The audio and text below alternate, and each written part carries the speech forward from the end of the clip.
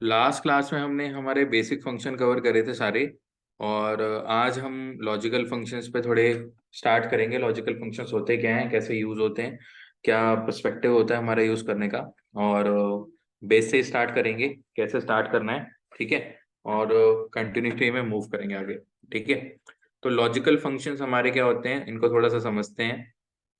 सबसे पहले क्या है, आप इन्हीं फंक्शंस को क्या करोगे, बार बार समझ के यूज करोगे जब आप एक्सेल यूज करोगे, in terms of forming the data, in terms of like making some new things. Logical functions होते क्या हैं? लॉजिकल फंक्शंस वो होते हैं जब आप किसी भी आप अपने डेटा के अंदर कुछ पर्टिकुलर कंडीशंस के बिहाफ पे कुछ आउटपुट देखना चाहते हो, उन केसेस में हम क्या करते हैं, लॉजिकल फंक्शंस का यूज करते हैं, ठीक है। अब लॉजिकल फंक्शंस को यूज करने के लिए पहले समझते हैं कि लॉजिकल फंक्शंस कितने तरह के हैं हमारे, ठीक है। तो अगर बेसिक लॉजिकल फंक्शन से स्टार्ट करें तो हमारे बेसिक लॉजिकल फंक्शन है जैसे कि एंड, और इफ। ये बेसिक फंक्शन है। अगर हम इनके डीपर लेवल पे जाते हैं तो कैसे हम नेस्टेड इफ, नेस्टेड फंक्शन कैसे बना सकते हैं, नेस्टेड इफ कैसे बना सकते हैं, ठीक है। आईएफएस कैसे यूज कर सकते हैं, ठीक है। स्विच कैसे यूज कर सकते हैं, ये मल्टीपल वेज में हम सीखेंगे आगे जाके, ठीक है। तो मैं एक छोटा सा एग्जांपल नीचे क्रिएट कर रहा हूँ समझने के लिए।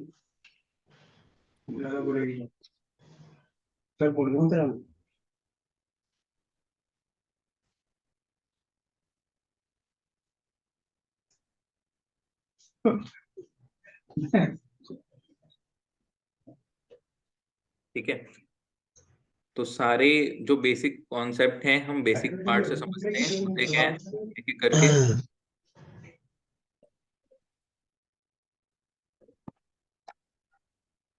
लो,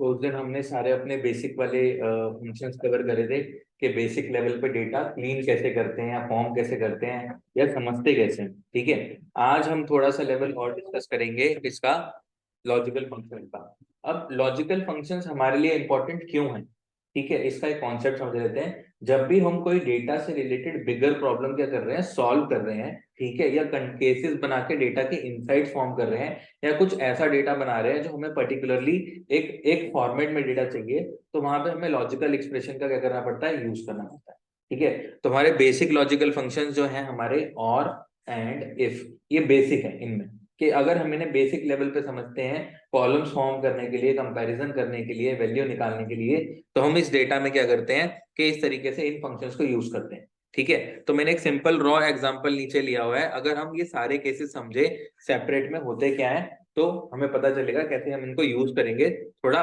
डीपर लेवल पे। एंड की बात करें तो एंड हमारा एक फंक्शन है, एंड हमारा फंक्शन है।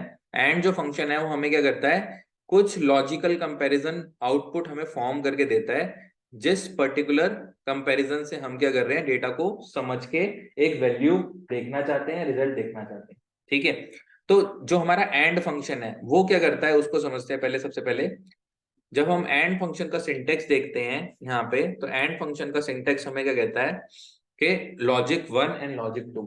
मतलब अगर हम इसको कुछ कहेंगे कि अगर किसी चीज की सेल की वैल्यू रीड करनी है, तो उसकी वैल्यू को क्या करे, वो दूसरी वैल्यू के साथ मैच करे। मैच करने के बाद बताए कि ये सही में वैल्यू है हमारे पास या नहीं।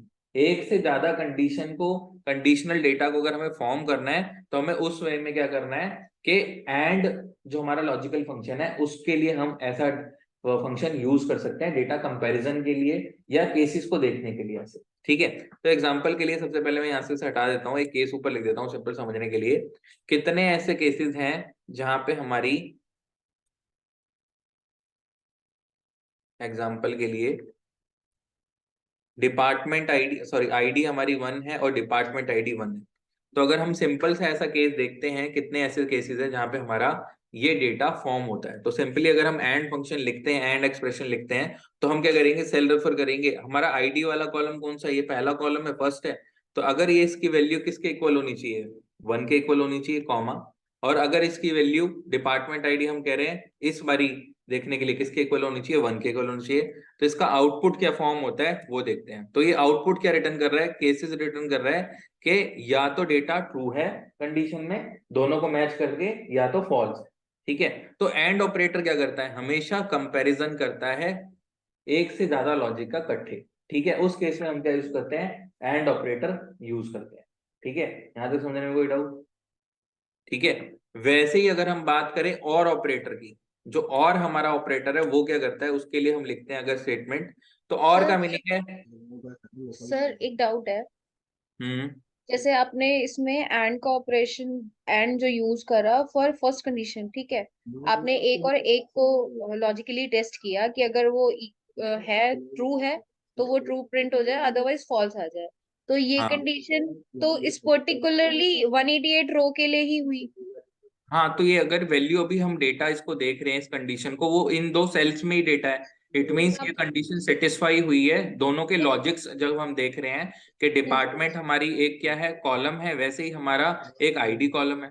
ठीक है, उन नहीं, दोनों की आप कंडीशन। लाइव एग्जांपल समझा सकते हैं कि ये डेटा जनरली, मतलब ये कंडीशन हम जनरली किस सिनेरियो में यूज करते हैं? ये सिनेरियो है तो ठीक, बट ये मतलब पर्पस क्लियर नहीं कर रहा। यहाँ पर सिर्फ फर्स्ट रो का पर्पस क्लियर हुआ, बट जैसे नीचे वैल्यूज डिफरेंट है, टेबल में हमेशा वैल्यू डिफरेंट रहेगा, कॉमन होने के चांसेस कम होते हैं। तो फिर ये कब, मतलब किस सिनेरियो में हमें यूज करना है, क्या फाइंड आउट करेंगे तब हम इसका हाँ, पहले कॉन्सेप्ट समझ लो, सिनेरियो वाला मैं अगला ही केस बोलूंगा करने के लिए। ऐसे केसेस फाइंड आउट करने अगर डेटा में, तो हमें ऐसे केसेस मिलेंगे कैसे। ये पहले मैं कॉन्सेप्ट समझा रहा हूँ कि कॉन्सेप्ट क्या है एंड का। ठीक ओके। है, एंड का कॉन्सेप्ट क्या है, ये दो लॉजिक्स को कंपेयर करके एक आउटपुट बनाता है, या तो उसकी कंडीशन क्या बनाता है, ट्रू, ट्रू या तो या उसकी कंडीशन फॉल्स। क्या बनाता है, फॉल्स। तो कॉन्सेप्ट है बताने के लिए, कॉन्सेप्ट है क्या, एंड का मीनिंग क्या है। ठीक है, अगर उसको ओके। रियल टाइम हम डेटा में देखेंगे तो वो क्वेश्चन के हिसाब से भी समझ आ जाएगा कि कितने ऐसे अगर डेटा हम देखना चाहते हैं और ऐसा फॉर्म हो रहा है तो कैसे फॉर्म हो रहा है। ठीक है, वो सिर्फ ओके। अंडरस्टैंडिंग के पॉइंट ऑफ व्यू से बताया एंड का मीनिंग क्या होता है। अगर कोई लॉजिकल थिंकिंग समझे कि एंड कैसे यूज करते हैं, तो उसे थोड़ा समझ आना चाहिए कि एंड क्या है और क्या है, ये इसका डिफरेंस समझ आना चाहिए। ये इस पर्सपेक्टिव से था। ठीक है, ये समझाने के लिए था, किसी को ना पता हो तो पता चल जाए। ठीक है, और अगला केस यही होगा जब मैं आपसे कहूंगा कि एंड का मीनिंग कैसे यूज करके देखेंगे, और का मीनिंग कैसे यूज करके देखेंगे, या मैं बताऊंगा कैसे करना है। ठीक है, तो ये सिर्फ कॉन्सेप्ट समझाने के लिए। तो यहाँ से ओके। पता समझता है कि अगर हम किसी एक कॉलम की वैल्यू दूसरे कॉलम के साथ अगर कुछ ऐसा कंपैरिजन देखना चाहते हैं, और अगर हम देख रहे हैं कुछ ऐसा डेटा मिल जाए हमें, तो उस केस में हमें कौन सा लॉजिकल फंक्शन यूज करना है, एंड। ठीक है, वैसे ही अगर मैं बात करूं सिंपल सी और की, तो और का मीनिंग क्या है कि या तो जो हम केस देखना चाहते हैं, या तो हमें डेटा में क्या डेटा मिले, या तो हमें ID 1 मिल जाए, या तो क्या मिल जाए, डिपार्टमेंट 1 मिल जाए। तो अगर मैं यहाँ सिंपली जाके लिखता हूँ ID 1, ठीक है, और अगर ऐसे दोनों केसेस देखता हूँ, यहाँ से क्या मिल जाए कि डिपार्टमेंट 1 मिल जाए। ठीक है, तो इसमें से कंपैरिजन क्या हुआ, या तो अगर पहला वाला केस मिल रहा है तो डेटा मिल जाए, दूसरा केस हो रहा है तो दोनों मिल जाए। ठीक है, दोनों मिल गए तो दोनों के लिए ट्रू आ जाएगा इवेंचुअली। ठीक है, दोनों में से एक मिल गया तो ट्रू आ जाएगा केस। तो ये क्या है, इनकी फंक्शनैलिटी है। अगर यहाँ पे लिखा आ रहा है ट्रू, तो उसका मीनिंग है इसको दोनों जगह भी क्या मिल गया, सेपरेट केस मिल गया है, जिसकी वजह से वैल्यू क्या दिखा रहा है, ये ट्रू। ठीक है, दोनों वो होने चाहिए हमारे, हाँ ट्रू होने चाहिए। ठीक है, तो अगर हम यहाँ जाते हैं एग्जाम्पल के लिए, और यहाँ पे जो हमने सेल रेफर करा हुआ है, ठीक है, सबको ट्रू कैसे दे रहा है ये, एक सेकंड गड़बड़ तो नहीं कर दिया हमने। ठीक है, एंड 112 और A90, इसको ट्रू कैसे दे दिया इसने।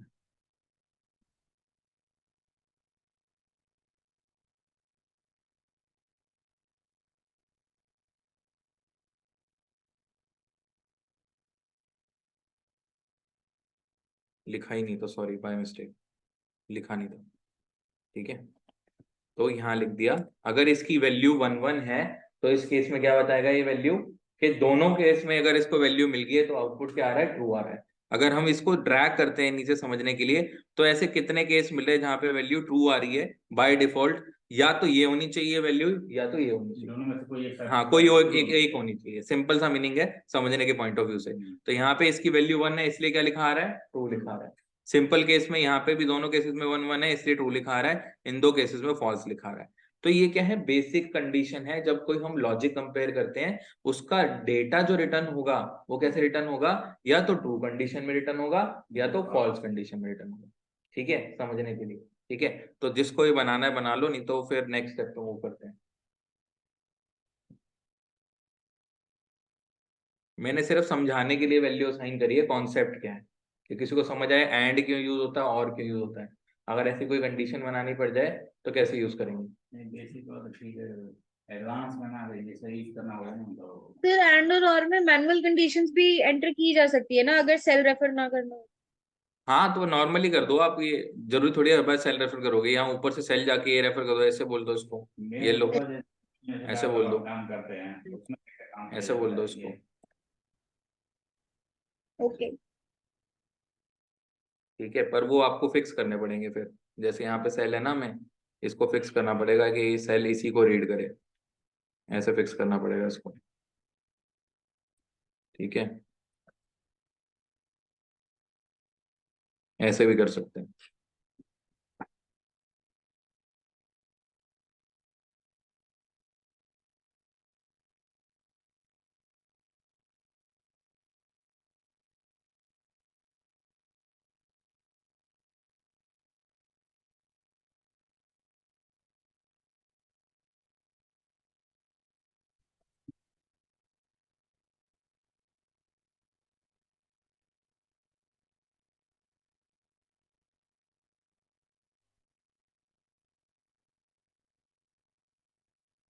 एक स्लूप वाला जो था सर वो दूसरे दूसरे स्पीड से नहीं आ रहा था।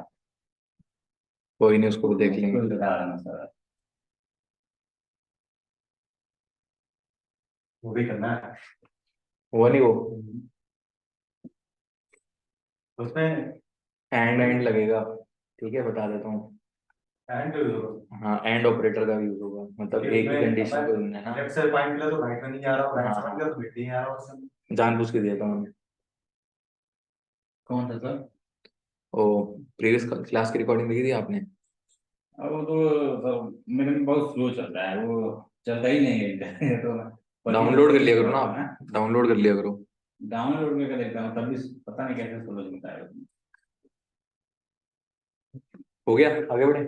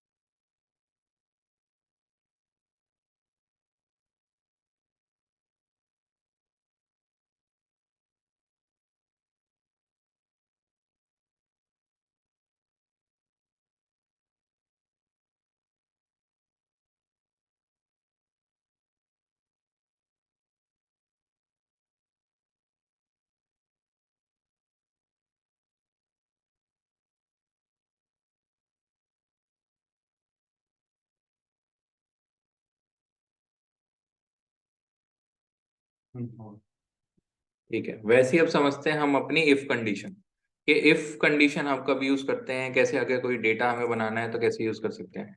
देखो, ऐसे तो इफ मल्टीपल केसेस हैं, इफ को यूज करने के मल्टीपल वेज हैं यूज करने के। जैसे ही अगर हमें कुछ कॉलम वैल्यू फॉर्म करनी है, कंपैरिजन करना है, ठीक है, कुछ नंबर फॉर्म करके निकालने हैं, मल्टीपल वेज से हम क्या निकाल सकते हैं, इफ को यूज करके अपना डेटा फॉर्म कर सकते हैं। ठीक है, पर अगर सिंपल इफ की बात करें, इफ क्या करता क्या है, इफ क्या करता है बेसिकली, एक कंडीशन हम उसको जो असाइन करते हैं उससे रिलेटेड एक आउटपुट फॉर्म करता है जो हमें चाहिए। ठीक है, एग्जाम्पल के लिए मैं यहाँ पे एक थोड़ा सा समझने समझने के पॉइंट ऑफ व्यू से बस ये बता रहा हूँ कि इफ का यूज कैसे समझ आएगा, हमें करता कैसे। ठीक है, तो मैं यहाँ पे डिफाइन कर रहा हूँ इफ का यूज। एक फंक्शन हम यहाँ पे सिंपल सा बना रहे हैं कि सैलरी की कैटेगरी बना रहे हैं। ठीक है, अगर सैलरी की कैटेगरी एग्जांपल हमारा 30,000 से ज्यादा है, ठीक है, तो हमारे लिए क्या है, वो गुड सैलरी है। एग्जांपल के लिए, इफ अगर हमारी सैलरी क्या है, मोर देन 30,000 है, ठीक है, तो वो क्या है, हम एक कैटेगरी ऑफ सैलरी कॉलम बना रहे हैं डिफाइन करने के लिए, तो हम उसे क्या कह रहे हैं, वो हमारे लिए गुड कैटेगरी है, गुड गुड सैलरी है, ऐसे लिख दिया एग्जांपल समझने के लिए। ठीक है, और नहीं है तो बाकी सबको हम डिफाइन कर रहे हैं अभी के लिए अदर्स। ठीक है। तो ये क्या है बेसिकली, अगर हमें कोई कोई वैल्यू फाइंड आउट करनी है डेटा से रिलेटेड और वो वैल्यू हमें असाइन भी करनी है डेटा में, तो हम क्या करते हैं, लॉजिकल एक्सप्रेशन के साथ उस एक्सप्रेशन से रिलेटेड हम कॉलम वैल्यू भी क्या करते हैं, फॉर्म करते हैं। ठीक है। तो अगर हमें कुछ डेटा फॉर्म करना है, ठीक है, कुछ इनसाइट डेवलप करनी है, ठीक है, कुछ कंपैरिजन करना है, उस केसेस में हम क्या करेंगे कि इफ का यूज कर सकते हैं मल्टीपल वेज में। तो पहला मैं अगर सिंपल यूज बता रहा हूँ, तो अगर मैं सिंपली आके लिखता हूँ इफ, ठीक है, और यहाँ पे एक सेल वैल्यू कंपेयर करता हूँ जो भी सेल की वैल्यू है, और इसमें कंडीशन मार्क करता हूँ, अगर इस सैलरी की वैल्यू मोर देन 30,000 है, ठीक है, तो हम इस वैल्यू को क्या साइन करेंगे, गुड सेल। ठीक है। ठीक है। और नहीं है तो बाकी सारे केसेस को अदर जो वैल्यू से मिले वहां पे हम असाइन करेंगे। अभी के लिए मैं सिंपली, कुछ हमने डिफाइन नहीं करा है, बैड बैड कुछ डिफाइन नहीं करा, समझने के कॉन्सेप्ट के हिसाब से अदर्स क्या डिफाइन करा है, अदर्स। अब इसके अगर सिंटेक्स को रीड करें तो सिंटेक्स क्या कह रहा है, अगर जो भी आप डेटा से रिलेटेड वैल्यू बनाना चाहते हो, ठीक है, उस वैल्यू को आप क्या कर रहे हो, कुछ एक लॉजिकल एक्सप्रेशन असाइन कर रहे हो। जैसे हमने एंड और में क्या करी थी, वैल्यू असाइन करी थी, equal to this, equal to that, ऐसे बोला था। अब उस एक्सप्रेशन के अंदर हम एक वैल्यू असाइन कर रहे हैं कि हमने कंडीशन को क्या ले लिया है, अंदर ले लिया है। तो इफ जो फॉर्मूला है हमारा वो क्या करता है कि हमारे लॉजिकल जो कंडीशन हम देखना चाहते हैं उसके बिहाफ पे वो क्या करता है, एक वैल्यू असाइन करता है कंडीशन को। तो क्या लिखा रहा है, अगर 30,000 से ऊपर इस सेल की वैल्यू मिल जाए तो वहां पे क्या लिखा आना चाहिए, गुड सैलरी। तो ये केस ट्रू होगा तो ही ये वैल्यू क्या आएगी, वहां पे लिखी आएगी गुड सैलरी। ठीक है। नहीं है तो अदर केसेस के लिए हम फॉल्स वैल्यू भी असाइन कर सकते हैं, इसको ब्लैंक भी छोड़ सकते हैं, जैसा चाहे हम कर सकते हैं। पर अभी के लिए हम पूरा सिंटेक्स समझ रहे हैं, तो उस बिहाफ पे हम क्या कर सकते हैं, इसको जो फॉल्स वैल्यू हमें असाइन करनी है हम उसको कुछ हम वैल्यू असाइन कर सकते हैं जो हमें डिफाइन करके असाइन करनी है। अब ध्यान रखना है, जब भी हम कोई कंडीशन असाइन कर रहे हैं, जरूरी नहीं है कि हम डबल इन्वर्टेड कॉमा में असाइन कर रहे हैं। हम अलग अलग डेटा के हिसाब से अलग अलग कंडीशन क्या कर सकते हैं, असाइन कर सकते हैं, डेटा देख सकते हैं, पॉइंट समझ सकते हैं। ठीक है। तो यहाँ पे सिंपली अगर हम एंटर मारते हैं तो यहाँ पे क्या लिखा रहा है, अदर्स, क्योंकि जहां पे से ज्यादा वैल्यू मिलेगी वहीं पे क्या प्रिंट होके आएगा, गुड सैलरी। क्या आएगा, गुड सैलरी। मतलब ये वन ऑफ द एग्जांपल है, अगर हम समझ रहे हैं कॉन्सेप्ट तो ऐसे समझ आएगा। एक ये एग्जांपल भी बना लो, फिर तीन केसेस के अलग अलग थोड़े से मैं आपको मतलब क्वेश्चन दे देता हूँ समझने के लिए कैसे यूज करेंगे। ठीक है।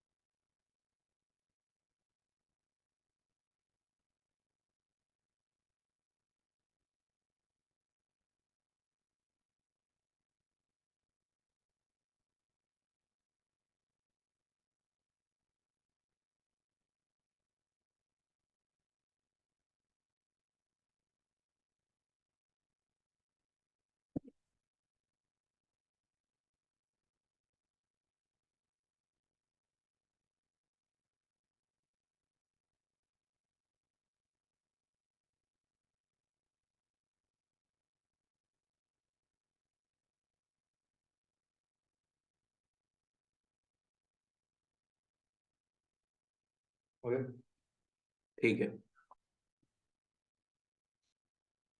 एक और क्वेश्चन, इसका थोड़ा सा अलग सा कॉन्सेप्ट बना लेते हैं एग्जांपल के लिए। अब मैं अगर यहाँ पे कुछ एक डेटा सा समझाने के लिए थोड़ा समझा रहा हूँ, अगर ऐसा डेटा अगर हमें बनाना पड़ जाए तो कैसे बनाएंगे। ठीक है। एक कॉलम का नेम मैं लिख रहा हूँ एग्जांपल के लिए, सैलरी इंसेंटिव्स। ठीक है। तो एग्जांपल के लिए हम यहाँ पे एक कॉलम क्रिएट करना चाहते हैं जहां पे हम इफ कंडीशन का यूज करें। ठीक है, क्या यूज करें? मैं इंसेंटिव प्रोवाइड कर रहा हूं अगर सैलरी का अमाउंट 20,000 से ज्यादा है। ठीक है, तो 10% मैं क्या प्रोवाइड कर रहा हूँ? सैलरी के साथ इंसेंटिव प्रोवाइड कर रहा हूँ। ठीक है, तो अगर ऐसा एक्सप्रेशन हमें इफ कंडीशन से लिखना हो तो कैसे लिखेंगे? क्या सोचेंगे कैसे लिखेंगे? एक थॉट लेते हैं, ठीक है, समझते कैसे कॉन्सेप्ट को। पहले मैं लिख देता हूँ यहाँ पे कॉन्सेप्ट लिख देता हूँ। इफ सैलरी इज, यहाँ लिख दिया simply, salary is greater than 20,000 than I am giving 10%। ठीक है, प्लस जो भी अमाउंट है, ठीक है, सैलरी है, ठीक है, सपोज जो भी सैलरी है, एग्जाम्पल 20,000 से ज्यादा है, तो यहाँ पे मैं लिख देता हूँ एग्जाम्पल के लिए प्लस। ठीक है, 10% में उसमें क्या कर रहा हूँ? सैलरी में ऐड करके दे रहा हूँ।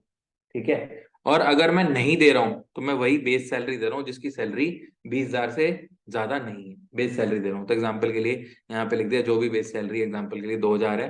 कंडीशन ये है समझाने के लिए। ठीक है, तो अगर हमें ऐसी इफ कंडीशन क्रिएट करनी हो अपने डेटा में, कैसे क्रिएट करेंगे, कैसे कॉन्सेप्ट समझेंगे?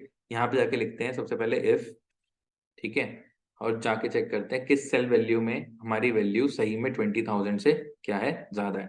यहाँ लिखा if the value is greater than 20,000 comma, अब मुझे चाहिए डेटा एग्जैक्ट जो मैंने कंडीशन ऊपर मेंशन करी है। अगर 20,000 से ज्यादा है तो 10% में क्या दे रहा हूँ? इंसेंटिव दे रहा हूँ वैल्यू में ऐड करने के लिए। ठीक है, तो मैं इसको डिफाइन कैसे करूंगा? मैं यहाँ पे लिखूंगा इफ, इसको कंडीशन को मैं ब्रैकेट में डिफाइन करूंगा क्योंकि ब्रैकेट में ही कंडीशन को प्रॉपर क्या रीड और कंपेयर करके फॉर्म कर पाएगा।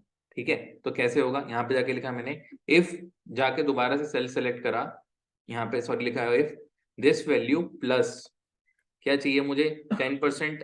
10% इंसेंटिव चाहिए किसका? इसका चाहिए। तो बचपन में हम किसी भी चीज का परसेंटेज निकालते थे, कैसे निकालते थे?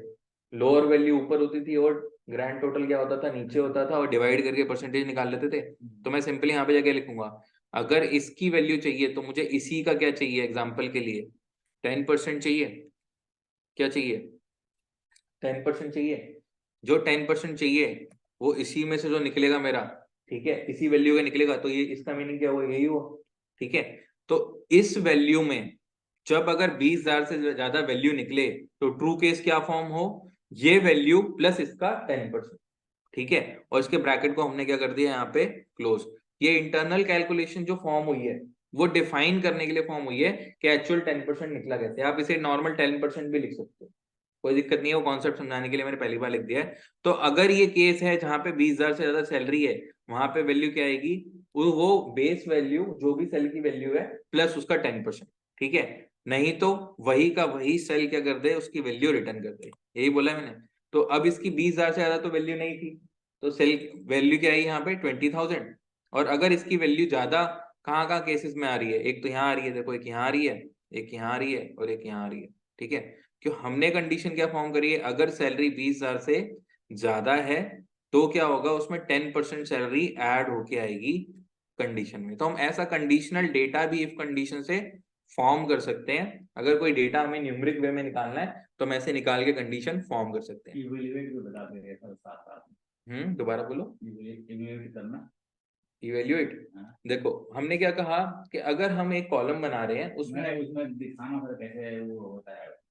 क्या मतलब? F9 करके नहीं चेक करते हैं कैसे काम कर रहा है ये फंक्शन। मैंने तो कभी चेक नहीं करा, मैं तो डायरेक्ट बना दिया। रुको एक मिनट।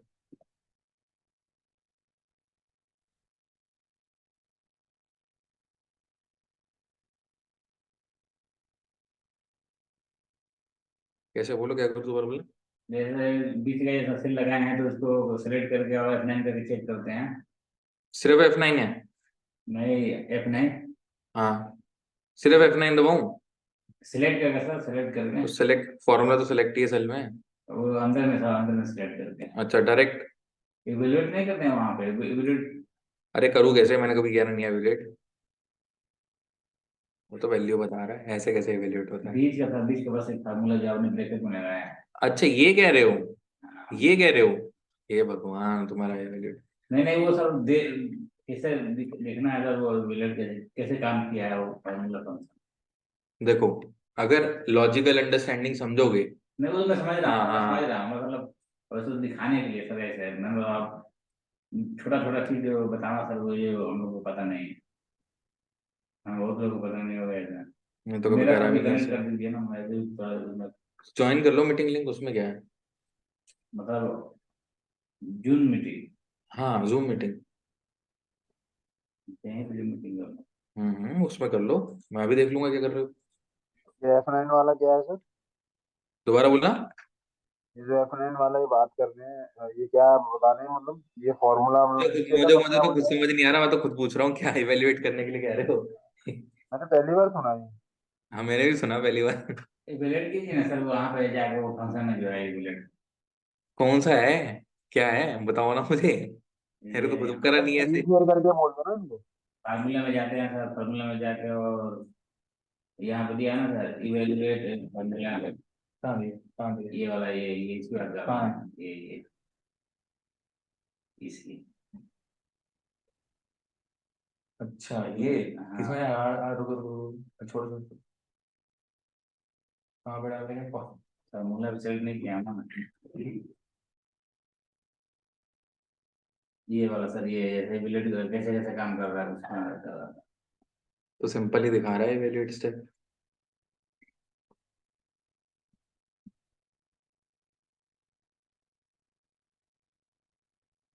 ये कैसे आया सर? ये क्या है?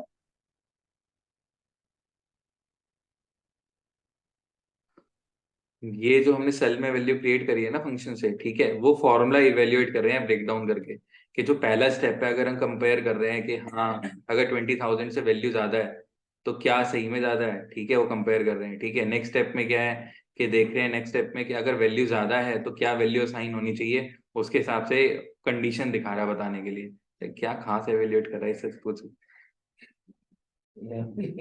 इतना कुछ नहीं है, ऐसे ही है, ये लिखा है ना, उसको समझो हाँ बस मैंने। मतलब ये हाँ उतना कुछ काम नहीं कैसे है। करता है, मतलब वो अपना ध्यान जाएगा ना, वो अंदर वाली चीज बढ़िया ध्यान जाएगा अरे तो। वो उतना मतलब इतना कोई नहीं घुसता, इतना समझो लॉजिक। नहीं तो हमें मतलब समझ Sir, में आ can you गया। explain this once again? ये तो समझ में आ गया जो आप बता देखो रहे हो। ये तो मैं फर्स्ट टाइम देख रहा हूँ खुद भी, मैंने कभी यूज नहीं करा ऐसे। ठीक है, इवेल्युएट फॉर्मूला बेसिकली यहाँ पे हमें क्या बता रहा है, जो फॉर्मूला हमने क्रिएट करा हुआ है, ठीक है, उसके अंदर कंडीशंस के स्टेप बाय स्टेप आउटपुट क्या फॉर्म होंगे। ठीक है, तो पहला स्टेप अगर हम क्लिक करते हैं इवेल्युएट पे, ठीक है, तो अगर हमारी सही में सैलरी 20,000 से ज्यादा है, ठीक है, तो इस कंडीशन को रीड कर रहा है बस स्टेप पे। ये देखो जो मार्किंग लिखी आ रही है ना, इसके नीचे अंडरलाइन आ रही है। ठीक है, ठीक है, कि इस स्टेप पे क्या कर रहा है, ये रीड कर रहा है कि डेटा क्या हम कंडीशन फॉर्म कर रहे हैं, बस स्टेप को रीड कर रहा है और कुछ नहीं कर रहा, और कुछ भी नहीं कर रहा। ठीक है, इस स्टेप पे और कुछ भी नया नहीं कर रहा। नेक्स्ट स्टेप पे क्या बता रहा है, इसके अंदर फॉर्मूले में नेक्स्ट स्टेप हुआ क्या है, कि नेक्स्ट स्टेप हुआ है अगर ये चीज हमारी फॉर्म हो रही है तो आउटपुट क्या आना चाहिए वो रीड करके बता रहा है। और नेक्स्ट स्टेप अगर ऐसी वैल्यू आ जाती है तो उसका रिजल्ट बता रहा है, इससे फॉर्मूले से रिजल्ट क्या है। बेसिकली जो स्टेप हमने यहाँ फाइनल आउटपुट बनाया है ना, उसको ब्रेक डाउन करके दिखा रहा है, और कोई पर्पस नहीं है ये है, ऐसा कुछ खास नहीं है।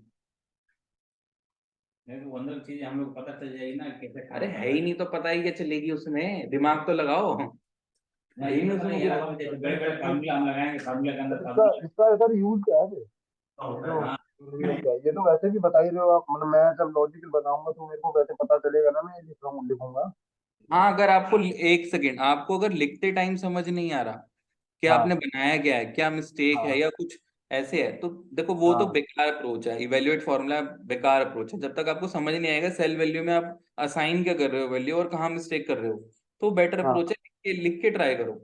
वो उसको तो देखने का मतलब मतलब अगर मुझे मेरा लॉजिक ही नहीं पता कि मैं क्या करने जा रहा हूँ, मेरे को क्या आउटपुट है। चाहिए और कैसे चाहिए, तो फिर इसका मतलब क्या है? ये तो ये हो सकता है ज्यादा ज्यादा कि मैंने लिख दिया बस, उसमें से कुछ छोटा मोटा एरर बता दूं बस। जब आप एक एक चीज सोचो, कुछ आप लॉजिक डिफाइन करके लिख रहे हो तो वो ज्यादा दिमाग में कंपैरिजन अच्छा बनाएगा या फॉर्मूला देख के कंपैरिजन अच्छा बनाएगा। वही ज्यादा बता है। ठीक है, वो कुछ नहीं है, बस वे आउट है उसका, और कुछ नहीं है। ठीक है, तो ये मैं क्या बता रहा था, ये एक कंडीशन ये है कि आप ऐसे भी डेटा देख सकते हो असाइन करने के लिए। ठीक है, तो ये ज्यादा अंडरस्टैंडिंग है कि आप समझ के करो, गलती तो नहीं होगी ना उससे, गलती करोगे तो यही बना लोगे, वहां तो जाके बार बार चेक करना पड़ा स्टेप पे, सही बनाओगे तो यही चेक कर लोगे। बेसिकली वो बिगनर्स के लिए होता है, जो इनको फॉर्मूला लगाना नहीं आता है, वो लोग करते हैं इतना तो लगा नहीं। लेते हैं, देखते हैं कैसे क्या किया गया, उसको फॉलो करके वो अप्लाई कर लेते हैं। बड़ा वो कपड़ा आता तो उसकी जरूरत नहीं पड़ेगी, मतलब समझाया मैंने इस तरीके से अच्छे से, तो शायद इतनी जरूरत ना पड़े। उसकी जरूरत नहीं पड़ेगी। हाँ, तो समझाया इस तरीके से कि समझो ये जो हो क्या रहा है। थोड़ा ट्राई करते हैं। ठीक है।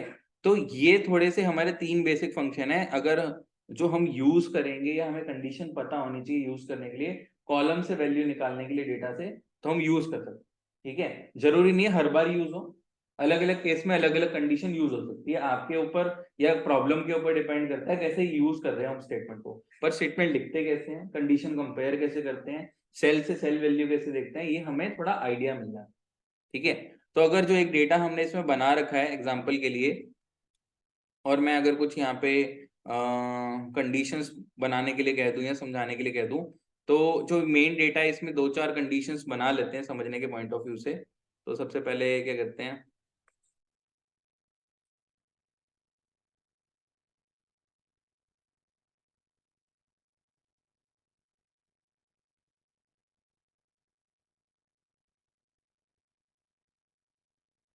दो कॉलम ऐड कर लेते हैं। ठीक है, स्पेस के लिए ये मैंने कुछ कॉलम एक्स्ट्रा बना दिए थे। ठीक है, कुछ ऐड कर लेते हैं कॉलम। तो अगर हम कुछ कॉलम्स कंपेयर करने के लिए यहाँ पे ऐड करने के लिए चेक कर लें जो हमने कंडीशन सीखी है, अगर उसका मैं कुछ डेटा बनाने के लिए कह दूं आपको, तो देखो ट्राई करके देखो, बन जाता है तो ठीक है, नहीं तो मैं बता दूं। ठीक है, तो ये रॉ डेटा है। रॉ डेटा हमारा मतलब मान के चलो कभी हम यूज करेंगे तो काम आएगा, इस रॉ डेटा पे ही समझ लेते हैं चीजें कैसे कैसे हो रही है। ठीक है, तो सबसे पहले एक एंड कंडीशन बनाते हैं, एंड। ठीक है, एंड में हम कुछ डेटा देखना चाहते हैं एग्जाम्पल के लिए, अगर हमारी सेल्स, ठीक है एग्जाम्पल के लिए सेल्स अगर हमारी 70,000 से ज्यादा है, सेल्स इज मोर देन 70,000, ठीक है, एंड जो हमारा प्रॉफिट है, जो प्रॉफिट है एग्जाम्पल के लिए वो मान लो चलो 40,000 से ज्यादा है। ठीक है, तो ये कैसे, कितने केसेस में ये केसेस ट्रू आएगा अगर हम एंड यूज करेंगे, या स्टेटमेंट कैसे फॉर्म करेंगे, एक बार ट्राई करो ये वाला कॉलम बनाने के लिए। ठीक है, और यही सेम कॉलम की अप्रोच और से बनाना। ठीक है, यही सेम कॉलम की अप्रोच और से बनाना।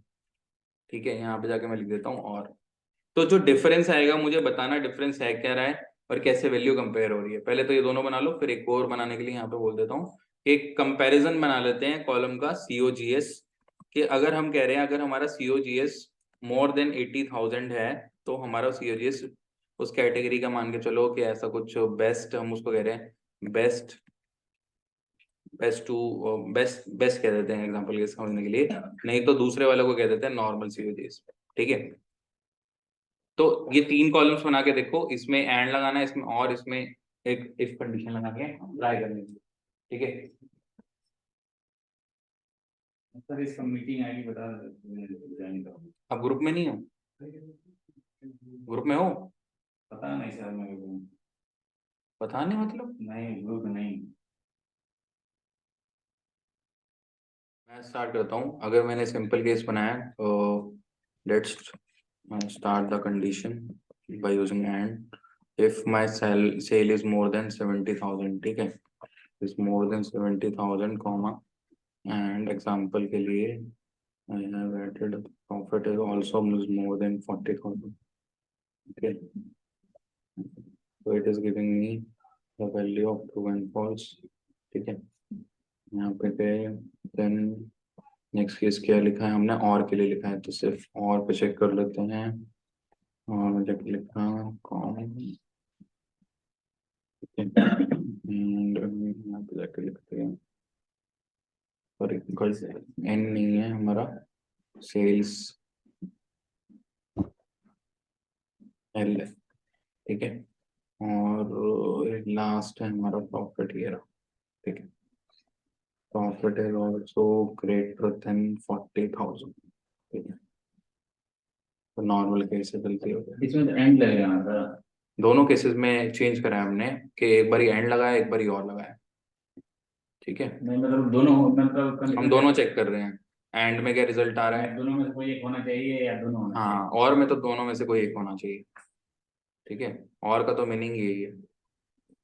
ठीक है, और नेक्स्ट अगर हम बात करते हैं, यहाँ पे लिख रहे थे हम, सिंपल केस बना रहे थे, if COGS is more than कितना बोला हुआ था मैंने, सॉरी, 80,000, 80,000 कॉमा, तो हम एग्जांपल के लिए उसे बेस्ट साइन कर रहे हैं, बेस्ट, ठीक है। और नहीं तो हम असाइन करते हैं नॉर्मल असाइन कर सकते हैं, ठीक है। तो ये सिंपल मैं केस इसलिए बता रहा था क्योंकि हमें थोड़े कॉन्सेप्ट लगाने या अंडरस्टैंड करने आ जाए कैसे हम यूज करेंगे, ठीक है। तो अगर हमें पूरे डेटा में कंडीशंस चेक करनी है, जैसे अभी हमने कॉलम बनाए हैं, तो हम डेटा पे क्या लगाएंगे, फिल्टर। फिल्टर लगाने का तरीका क्या है, कंट्रोल ए, डेटा सेलेक्ट करो, simple, control shift L, apply करो फिल्टर। तो आपका डेटा जो होगा उसकी कॉलम हेडिंग्स होंगी, उसके ऊपर आपके पास एक ड्रॉप ट्रायंगल आ रहा होगा बना हुआ, उसको आप चेक कर सकते हो कि कितने केसेस में आपके डेटा ट्रू आया है, फॉल्स आया है, जो भी कंडीशन है कॉलम की वो चेक कर सकते हो, ठीक है। कुछ नहीं करा मैंने, बस चेक करने के लिए देखा है कितने केसेस आ रहे हैं। तो टोटल केसेस आ रहे हैं 132 एंड वाले हो गए। और अगर हम चेक करते हैं इसको और लगा के, एग्जाम्पल के लिए इस वाले केस में ट्रू में, तो हमारे पास जो आउटपुट आ रहा है वो 289 रोज का आ रहा है, ठीक है, आउट ऑफ 700। ये मैं इसलिए थोड़ा बेस लेवल पे समझा रहा हूँ कि बेस लेवल समझना जरूरी होता है जब हम किसी भी चीज को यूज करते हैं, कॉन्सेप्ट को अप्लाई करते हैं, ठीक है। ठीक है, 132 है, उसका 289 आंसर होगा दूसरे वाले का, ठीक है, ट्रू केसेस का, ठीक है। 289 आंसर आ रहा है नीचे, ठीक है। आपका सीट अलग लग रहा है कल में। हाँ, कुछ गलत करा है शायद, देखो लिखते टाइम चेक करो, यही लिखा है जो यहाँ पे लिखा हुआ है, ये लिखा हुआ है।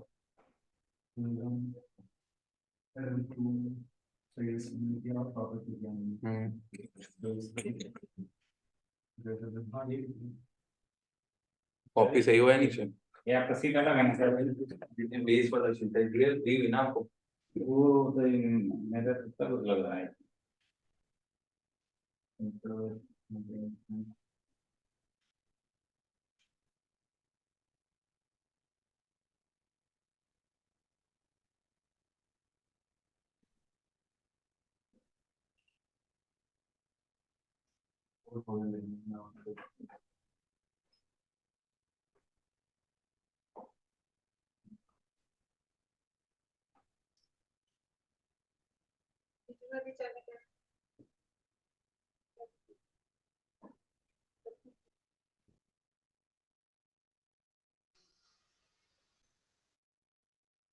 आ गया।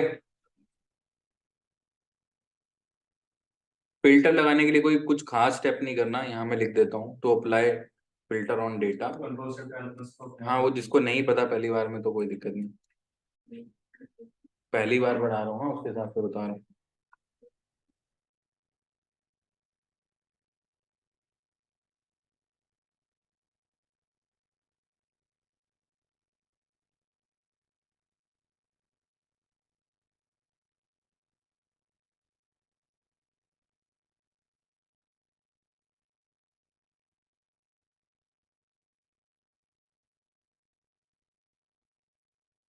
आपने लग ही जाएगा ना सर।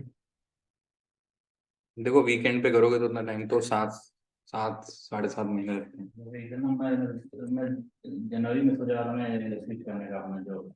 अच्छा, हाँ, मैं सोच रहा था रिजाइन मार दूँ, 2 महीने का नोटिस पीरियड है, तो जनवरी 2 महीने तो लग जाएंगे।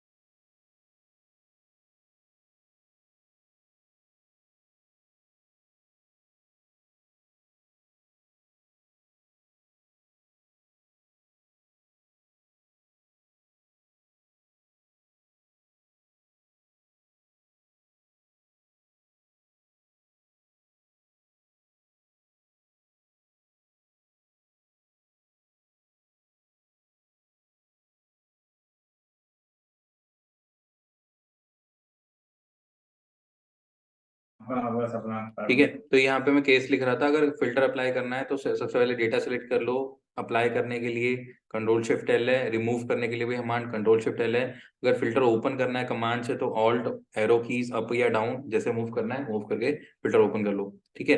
तो एक केस मैंने ये समझाया था। अब ये यहाँ पे इंसेंटिव वाला एक केस बनाया था हमने, जिसमें हम करीब 10% का ऐड करके वैल्यू दे रहे थे। अगर सेम कंडीशन में आपसे कहूँ फॉर्म करनी है एग्जाम्पल के लिए, ठीक है, फॉर्म करनी है, अगर हम 13.5 दे रहे हैं इंसेंटिव सीओजीएस में, तो एक बार फॉर्म करके देखो बन जाती है तो ठीक है, नहीं तो मैं आगे मूव करते हैं। सेम कंडीशन है और कुछ भी नहीं है, बस एक न्यू कॉलम फॉर्म करना है सीओजीएस। 52nd condition. हाँ, 13% दे रहे हैं, तो अगर मैं यहाँ पे बता देता हूँ 1 लाख से ज्यादा पे 13% दे रहे हैं।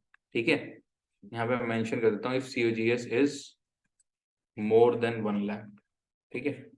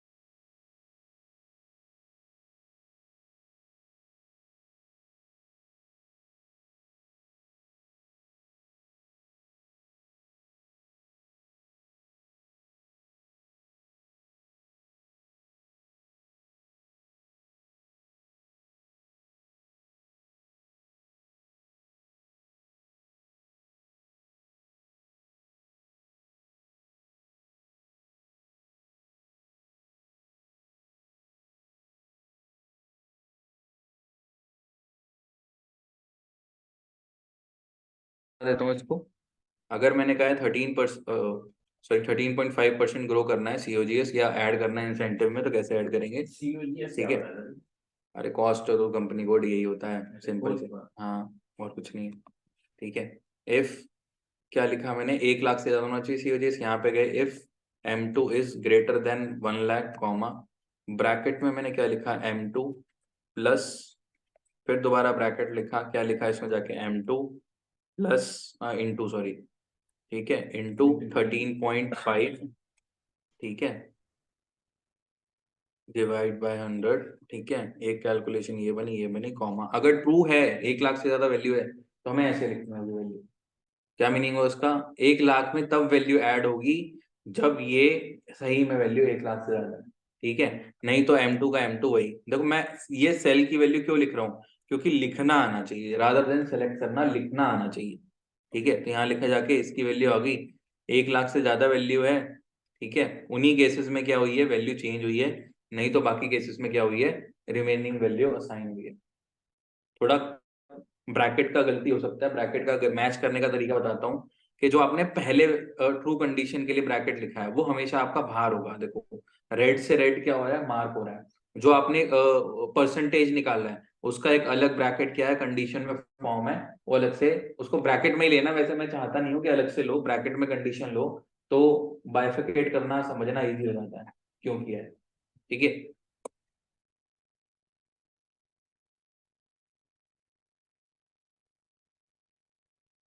देखो दिख रहा है।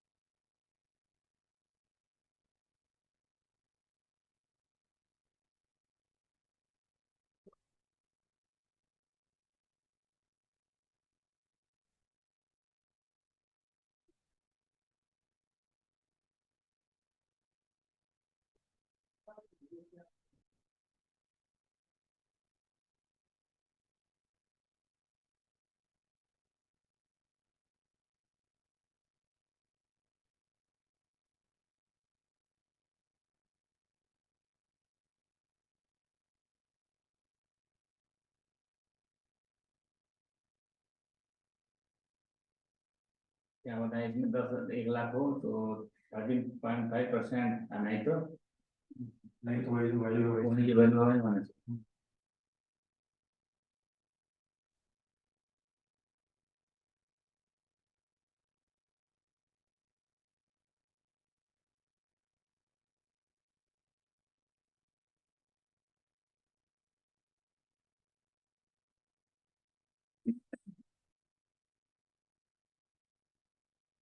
कंज्यूम करते हैं कहाँ पर?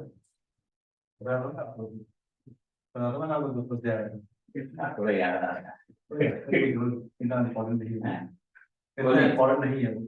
कॉलिंग होना। नहीं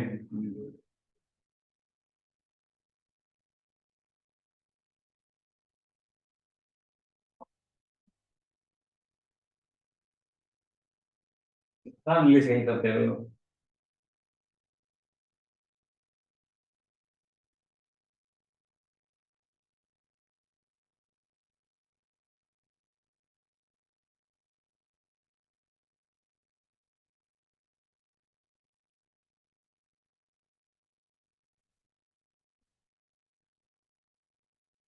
बन गया।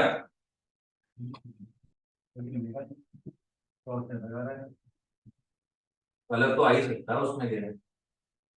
सीट तो वही ना, अभी तो सीट हमारा नहीं, मेरी वैल्यू भी तो अलग हो सकती है आगे। ये सीट सर आपको ना दूसरा लग रहा है, क्योंकि मैंने कहा जो दिया था वो सीट में अलग है। ये है ना मेरा COGS तो। हाँ, बट डाटा 7 4 अलग है। वो वैल्यू मतलब फंक्शन ठीक लगा है, लाख से ज्यादा वैल्यू है तो आउटपुट तो यही आएगा। ठीक है, समझ आ गया?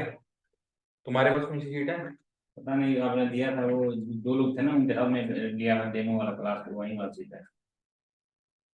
मैं जैसे सब बना रखा है मैंने। अच्छा, ये कोई बात नहीं है, लिखा तो है ना इसमें। हाँ, तो सब मैं तो समझ रहा हूँ, तो आगे आप देखना, चेक नहीं करना पड़ता ना, मैं आपसे मिला लेता मैं कि यहाँ ये एंड में बनाया गया आपने? यहाँ भी बनाया हाँ तो मैंने। ठीक है, हाँ उसमें क्या है? वैसे सही है। हाँ लेकिन यहाँ पे कॉन्सेप्ट तो ठीक लगा हुआ है उसमें। आप लोग बोल रहे हाँ हाँ, वो कोई दिक्कत नहीं है उसमें, कॉन्सेप्ट ठीक लगा होना चाहिए बस, ठीक है। तो एक कॉलम तो हमने ऐसे फॉर्म कर लिया ये वाला, ठीक है। और अगर कुछ और बनाना है समझने के लिए, चलो दोबारा आते हैं कॉन्सेप्ट पे। ठीक है, तो हम क्या देख रहे थे कि हम ये सिंगल इफ की बात कर रहे थे कंडीशंस लिखने के लिए, ठीक है। तो अगर हमें सिंगल इफ लिखना है तो सिंगल इफ हम ऐसे लिख सकते हैं। अगर हमें एक से ज्यादा कंडीशन के लिए इफ लिखना है तो हम नेस्टेड इफ फॉर्म कर सकते हैं कंडीशंस के लिए, ठीक है।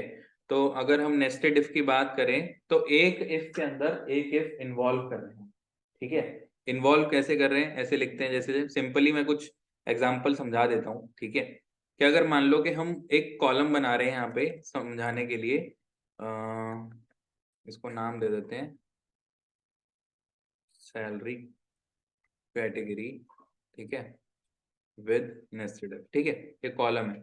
अब हम सैलरी की ना रेंज बना रहे हैं, मान के चलो कोई सैलरी अगर हमारी मान के चलो 0 से 20,000 के बीच में, तो वहां पे कैटेगरी कॉलम फॉर्म हो जाए अप टू 0 to 20,000, ठीक है। और अगर उससे ज्यादा है तो 20 से 40,000, अगर उससे भी ज्यादा है तो मोर देन 40,000। तो ये क्या हो गई, एक कंडीशन हुई, दो हुई, तीन हुई। तो अब हम जब इफ लिखते हैं तो हम इफ लिखते टाइम एक ही कंडीशन को कंपेयर करते थे, यहाँ तो एक ही कंडीशन को कंपेयर करते। पर अगर हमें नेस्टेड इफ लिखना है तो नेस्टेड इफ लिखने के लिए कैसे लिखनी होगी कंडीशन, सबसे पहले लिखा इफ दिस वैल्यू इज, अगर हम कहते हैं इसको कि ये वैल्यू 20,000 तक हो, तो हम इसको क्या कहेंगे कि एक कैटेगरी फॉर्म करे इसके बिहाफ पे, लेस देन इक्वल टू 20,000, तो हम इसको कैटेगरी कंडीशन क्या कह रहे हैं, यहाँ पे लिखा आना चाहिए 0 to 20,000, ठीक है। कॉमा, ये ट्रू कंडीशन के होते ही यहाँ पे कंडीशन क्या होती थी, ये अप्लाई होती थी।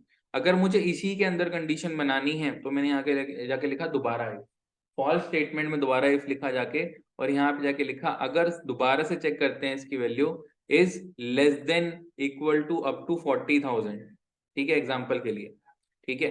तो हम क्या कह रहे हैं, इसकी वैल्यू कैसे लिखी आनी चाहिए एग्जाम्पल के लिए, 201 ऐसे एग्जाम्पल के लिए जो भी इसकी वैल्यू है, कहां तक, लेस देन इक्वल टू 40,000 ऐसे लिखाना चाहिए, ठीक है। और अब जो लेफ्ट आउट केसेस फॉल्स का बचा उसमें हमने असाइन कर दिया बाकी सारे रिमेनिंग केसेस को, हम क्या कह रहे हैं एग्जाम्पल के लिए मोर देन 40,000, ठीक है, एग्जाम्पल के लिए बोल रहे हैं। अभी मैं क्यों बोल रहा हूँ कि अगर हम एक ही सेल में मल्टीपल कंडीशन कंपेयर करके लगाना चाहें तो वैसे इसके दो वेज हैं। पहला वे क्या है कि हम डायरेक्ट इफ फंक्शन सीख ले, मल्टीपल कंडीशंस लगा देता है, या कोई पूछ ले नेस्टेड इफ, कभी कभार डिफरेंस पूछ लेते हैं, इंटरव्यू दे रहे होते हैं आप या ऐसा कुछ काम कर रहे होते हो जिसमें पूछ लेते हैं कोई ना कोई, ठीक है। तो पता होना चाहिए होता क्या है, ठीक है। हमने इसमें क्या करा है कि पहली जो ट्रू कंडीशन है उसके हिसाब से क्या करिए, वैल्यू असाइन करिए।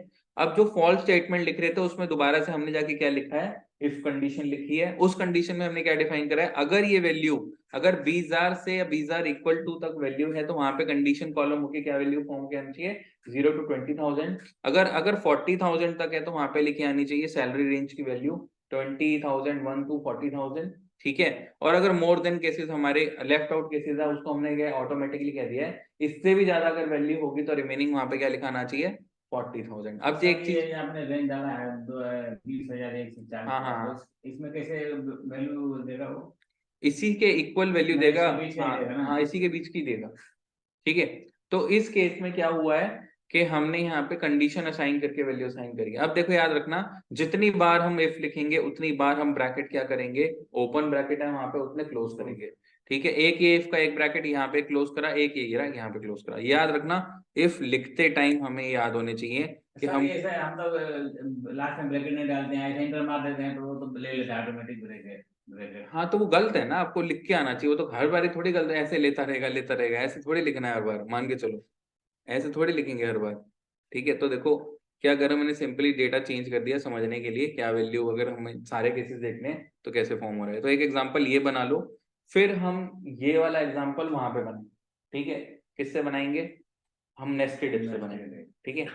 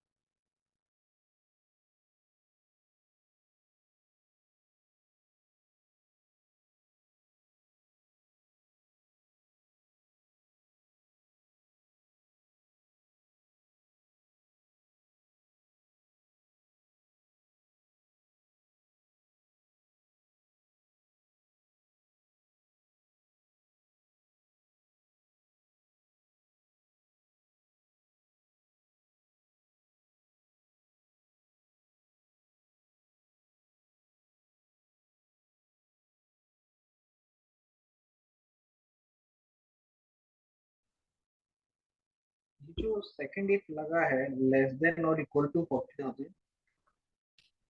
दोबारा बोलना एक बार, सॉरी आप। ये जो सेकंड इफ लगाया हुआ है ना, लेस देन और इक्वल टू 40,000, इसमें कौन से उसको काउंट करेगा, ये नंबर्स को कितने तरह लेस के? Than equal to 40,000। ये देखो क्या अगर, जीरो भी काउंट करेगा उसके अंदर? नहीं नहीं, ये वाली कंडीशन काउंट नहीं करेगा, यहां तक वैल्यू उसने असाइन कर दी है डेटा की।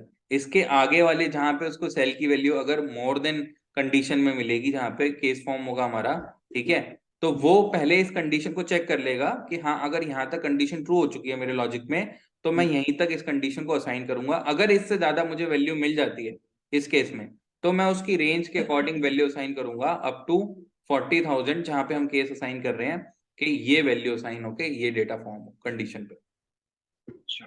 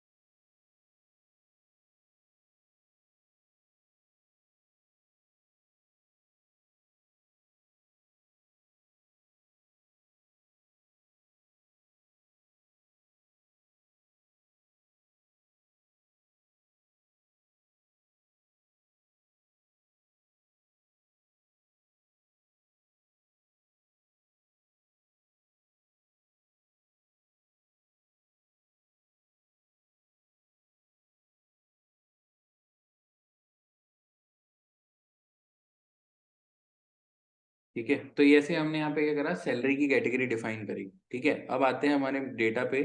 ठीक है, और इस डेटा में कॉलम ऐड करते हैं। ठीक है, तो ये सर इसका वैल्यू रेंज में आ रहा है ना? हाँ रेंज में ही आएगा। ठीक है, तो हम यहाँ क्या करते हैं, एक सेल्स कैटेगरी का कॉलम बनाते हैं, सेल्स कैटेगरी। ठीक है, और सेल्स कैटेगरी कॉलम डिफाइन करते हैं डेटा के लिए। ठीक है, और यहाँ पे मैं कंडीशन लिख देता हूँ। ठीक है, सेल्स अगर हमारी इस रेंज में है तो कैसे डेटा आना चाहिए। ठीक है, एग्जांपल के लिए, if sales is, example is less than equal to 30,000।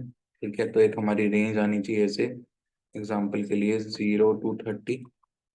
ठीक है, और अगर हमारी सेल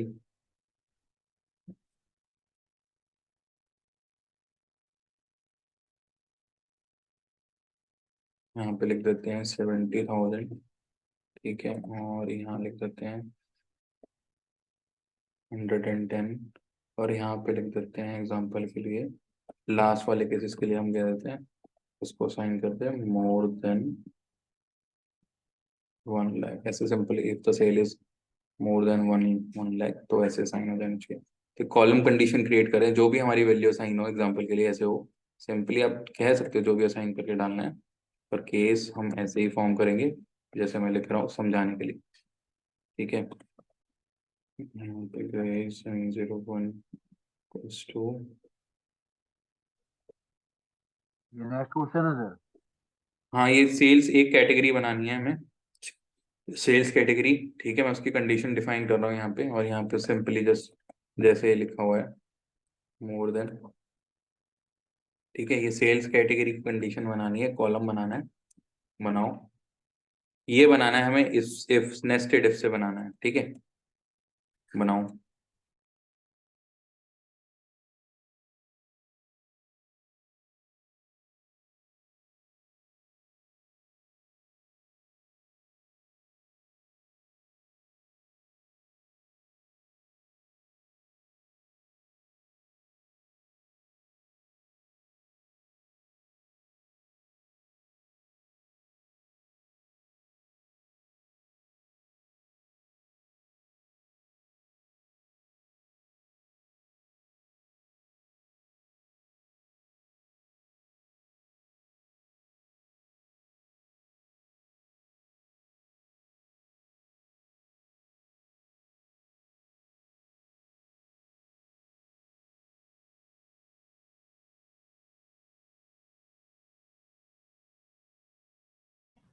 किस किसका बन गया ऑनलाइन? बन गया। सबका बन गया? अजय, जय, लियाकत, शिवांश, अच्छा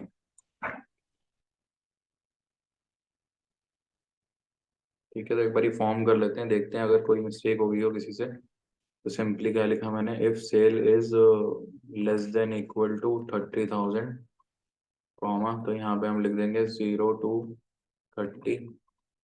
ठीक है, फिर इसी कंडीशन को यहाँ पे जाके अगर हम कॉपी कर लेते हैं,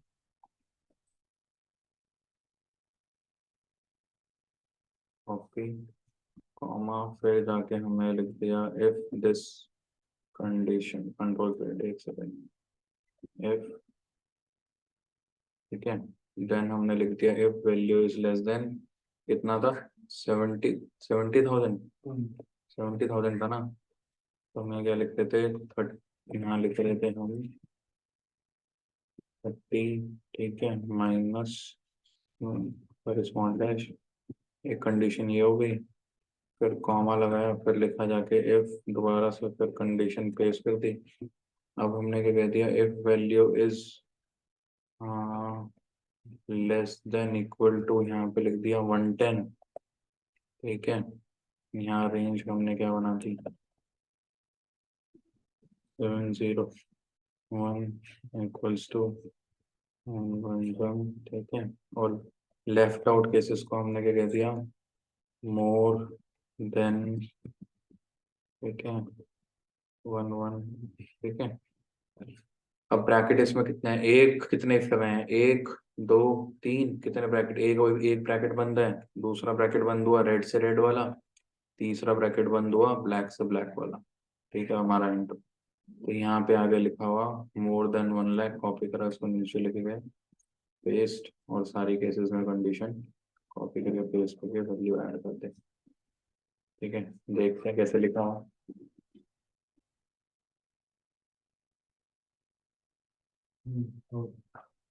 हो गए, ठीक है, आगे बढ़ते हैं। 4 केस बनाने के लिए देता हूँ, ट्राई करना। ठीक है, यहाँ पे मैं लिख रहा हूँ प्रॉफिट, कॉलम लिख रहा हूँ,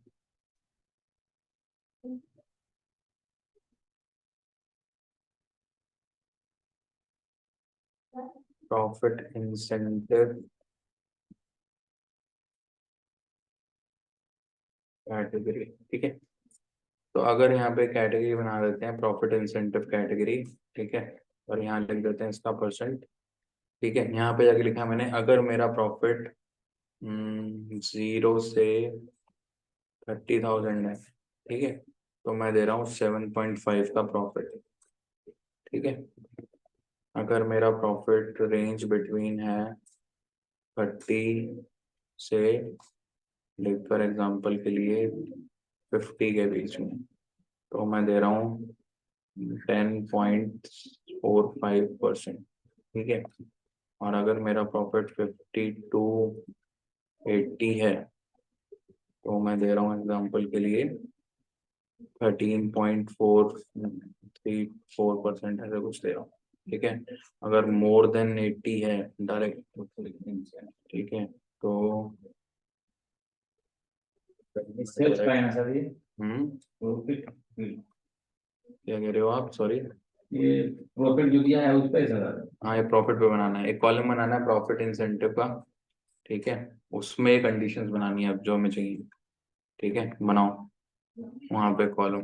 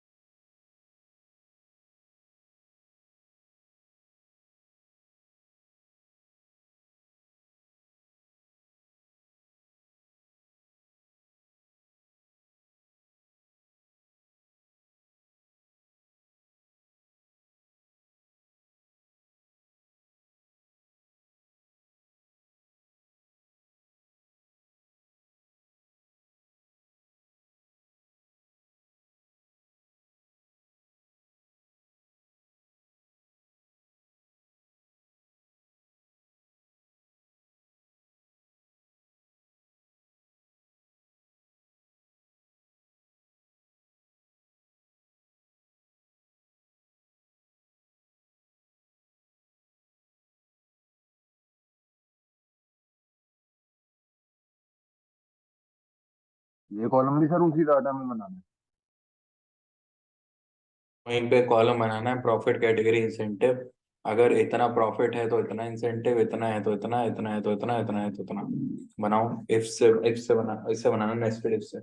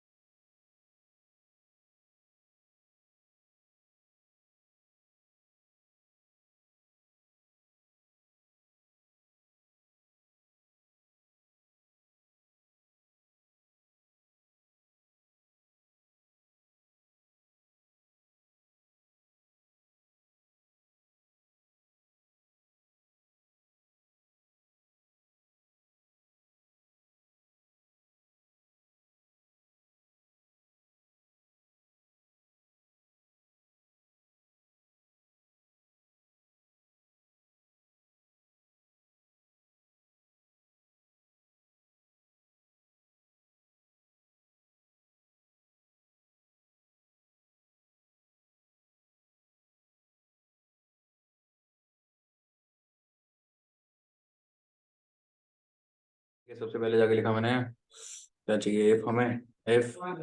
ठीक है, और हम प्रॉफिट देख रहे थे, प्रॉफिट प्रॉफिट वाला वाला है ना। ठीक है, if profit is less than equal to, मैंने कितना बोला है, 30,000। हाँ। ठीक है, ब्रैकेट मैंने क्या लिखा, N2 plus bracket N2 into, कितना बोला था मैंने, 7.5। ठीक है, डिवाइड बाय, हाँ 50, अच्छा सॉरी। ठीक है, सर इसमें इक्वल करके को नहीं ले सकते, इक्वल करके और रेंज ले लेते, 0 आईफोन 30,000 ऐसे करके। सीख रहे हो या इंटरव्यू दे रहे हो? मैं पूछ रहा हूँ। नहीं तो नहीं देना उसमें, सीखते टाइम सीखो ढंग से। हाँ तो डाउट आ रहा है। हाँ, यही डाउट नहीं रखो हमेशा। वो चीज तब के लिए जब आप इंटरव्यू फेस नहीं कर रहे हो, तो काम करोगे तो चल जाएगा, पर ये नहीं आएगा तो चलाओगे कैसे? ठीक है, नेक्स्ट केस चेंज कर दिया, क्या था नेक्स्ट, 70 था, क्या था, नहीं तो 50। 50 में कितना बोला था मैंने, 10 पॉइंट कुछ बोला था, 9.45 ना, 10.45 पक्का? अरे सही बोल रहे।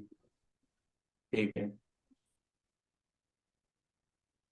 तो अभी केस लिखा है, इसके आगे जाके इफ लिख देता हूँ। ठीक है, हो गए कंडीशन। एक ब्रैकेट इसका, ये क्लोज हुआ, ये क्लोज हुआ। अब जाके लिखा है इफ दोबारा से। ठीक है, कंडीशन पेश कर दी पूरी जैसे चाहिए थी। क्या लिखा नेक्स्ट वाला क्या था? 80,000। ठीक है, इसका कितना लिखा था? 13.3।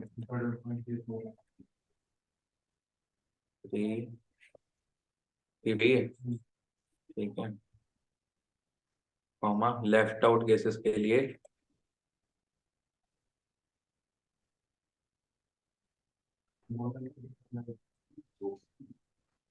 हाँ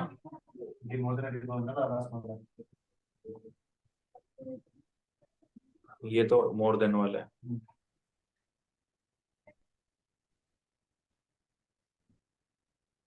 ठीक है, यहाँ पे हमने क्या वैल्यू साइन करी है? 17.6। ये तो लिखने की जरूरत भी नहीं है, ऐसे हो जाएगा।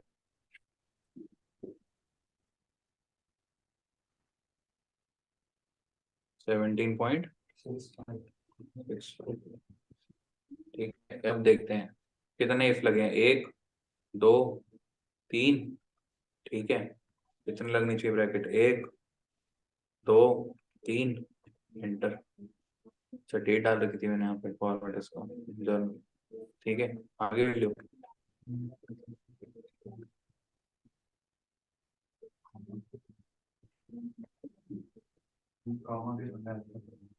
नहीं, वो सीख जाओगे ना, इसलिए तो सिखा रहा हूँ, सीखना है जरूरी है।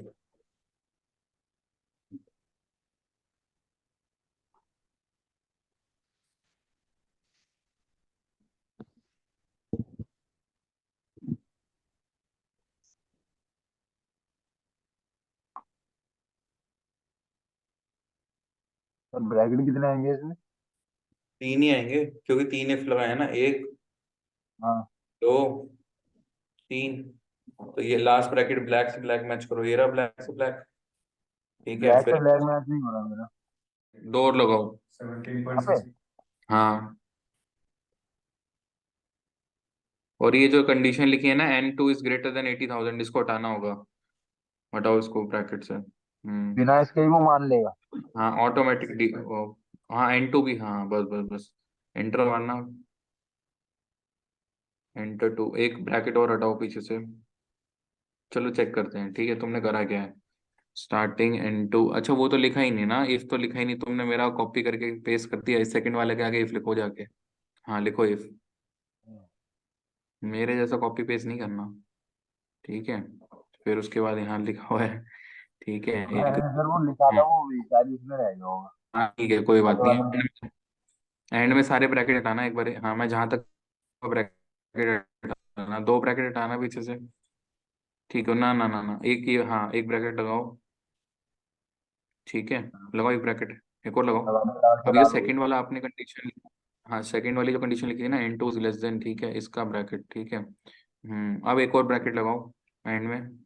फर्स्ट बनाया हाँ, था पर ये 25 थोड़ा, और कोशिश नहीं। ये वाला जो आपको ब्रैकेट बंद करना था ना, ये जो लिखा आपने 13.34%, हाँ इसके हाँ। आगे एक ब्रैकेट लगाओ। इसके आगे? इसके आगे एक और ब्रैकेट लगाओ, जहाँ पे आपने 13.4%, 34 लिखा हुआ है ना ये, इसके आगे एक और ब्रैकेट लगाओ। ये ब्रैकेट क्लोज नहीं हुआ है इसका। ठीक है, अब लास्ट में आओ। हाँ ठीक है, अब अब ग्रीन से ग्रीन मैच कर रहा है। वैसे ही इसमें आपने जो सेकंड कंडीशन लिखी है 50,000 वाली, उसके अंदर भी आपने ब्रैकेट क्लोज नहीं करा है। दोबारा आओ, ये 10.45% लिखा है ना। ठीक है, इसके बाद ब्रैकेट क्लोज करो एक और। ठीक है, और यहाँ पे क्लोज है, हाँ आगे क्लोज है। अब एंड में जाओ। एक और ब्रैकेट लगाओ। हाँ एक और लगाओ, एंड में एंटर मारो। क्या लिखे यार, ये फॉल्स स्टेटमेंट लिखी आ रही है। ये स्टेटमेंट जो ये हाईलाइट हो रहा है, फॉल्स स्टेटमेंट हो रहा है। तो अगर हम ध्यान से देखें, ये स्टार्टिंग पार्ट है, ये ट्रू कंडीशन पे ये वैल्यू साइन हो रही है। फिर हम फॉल्स में क्या लगा रहे हैं? दोबारा से एक लगाई, फिर ट्रू कंडीशन है सही, फिर फॉल्स में क्या लिखा हमने? दूसरी कंडीशन दोबारा एक लगा दी है। ये पूरी फॉल्स स्टेटमेंट हो गई। दोबारा से यहाँ, फिर अब जो इसकी लास्ट स्टेटमेंट बची, वो तो फॉल्स स्टेटमेंट ही बची ना।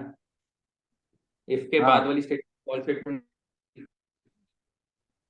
ठीक लास्ट है, में तो तो उसमें नेगेटिव हम कुछ लगाया ना है भी ना मेंशन आपने। करें तो लेफ्ट आउट केसेस में, हाँ लेफ्ट आउट केसेस में हम एक्स्ट्रा वैल्यू साइन कर सकते हैं ना, लिखने की जरूरत ही नहीं। ठीक है, ऐसे है। और ब्रैकेट हमने लगाई दी है, देख लो अब तुम। ठीक है। ठीक है ना। हम्म ये मेरे में तो 2 5 4 6 9 हो गया, ना प्रॉपर्टी वैल्यू की वैल्यू से लिखेगा। चेक कर लो, यही आ रही है मेरी तो। प्रॉफिट ये था 2,36,000 का। मेरा रॉन्ग आ रहा है, सेकंड वाला थर्ड वाला सही आ रहा है, फोर्थ वाला सही आ रहा है, फर्स्ट वाला मेरा रॉन्ग आ रहा है। चेक कर लो क्या रहा हमारा। ये लिखा हूँ मैं 10 to less than equal to 30, statement सही चेक कर लो कि 10.75 लिखा है। 30,000 है सर ये। हाँ, less than equal to 30,000, less than equal to 50,000, less than equal to 80,000, फिर मोर देन 80,000। 50,000 इक्वल टू भी है साथ में, लेस देन इक्वल टू तक है। 80,000 80,000 है ना सर? हाँ जी, 80,000 ही है। सही है, मैंने वो एक जीरो वाली बढ़ा दिया।